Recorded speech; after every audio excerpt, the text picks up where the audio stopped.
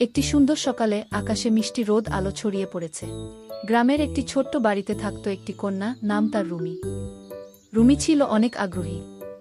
সে প্রতিদিন নতুন কিছু আবিষ্কারের জন্য ঘুরে বেড়াত।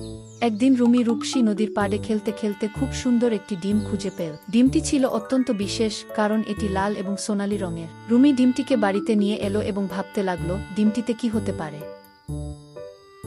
রাতের সময় রুমি ডিমটির দিকে লক্ষ্য করে দেখল, ডিমটির মধ্যে কিছু আন্দোলন হচ্ছে। অল্প সময়ের মধ্যেই ডিমটিতে একটি ফুটন্ত আওয়াজ হয় এবং একটি ছোট্ট পাখি বেরিয়ে আসে। পাখিটিকে রুমি খুব ভালোবাসতে লাগলো এবং তার নাম দিল সোনাগি। রুমি এবং সোনা একসাথে অনেক দুঃসাহসিক অভিযান শুরু করল। তারা একদিন একটি অন্ধকার গুহায় প্রবেশ করল, যেখানে তারা অনেক রঙিন পাথর এবং রহস্যময় সুরের আওয়াজ শুনতে পেল।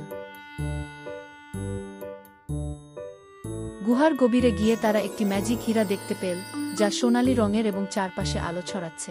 অবশেষে রুমি এবং সোনা সেই হীরাটিকে নিজেদের কাছে নিয়ে এলো এবং গ্রামের লোকদের ভালোবাসার জন্য ব্যবহার করল। সেই থেকে গ্রামের সবাই তাদের সঙ্গী হয়ে গেল এবং তারা আনন্দের সঙ্গে জীবন কাটাতে শুরু করল।